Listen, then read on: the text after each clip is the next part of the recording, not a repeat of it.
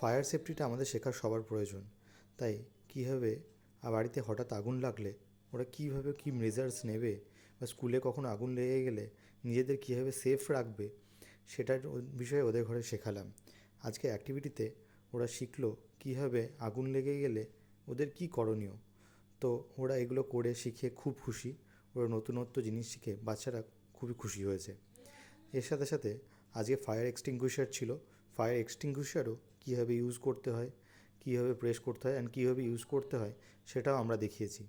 তো তার জন্য আমরা ছোটো একটা ফায়ার তৈরি করেছিলাম এবং পুরো প্রসেসটা ওদের ঘরে দেখানো হয়েছিল যে কীভাবে চালাতে হবে, কী কী টাইপের ফায়ার এক্সটিংগুইশার হয়, কীভাবে আমরা ফায়ারকে কন্ট্রোলে আনবো অ্যান্ড কীভাবে আমরা বাঁচবো, সেই সমস্ত কিছু ওদের ঘরে শেখানো হয়েছিল।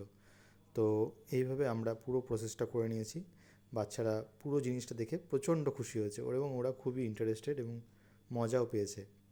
তো এইভাবে আমাদের আজকের অ্যাক্টিভিটি কমপ্লিট হয়েছে। তো আশা করি তোমাদেরও ভালো লেগেছে। ওরা তো খুব খুশি হয়েছেই, ওরা নতুনত্ব জিনিস শেখে।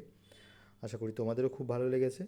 তো এরকম নতুন নতুন জিনিস দেখতে তোমরা আমার চ্যানেলটাকে সাবস্ক্রাইব করতে পারো। আমরা আমাদের বাচ্চাদের সাথে অনেক এনজয় করি। Thank you.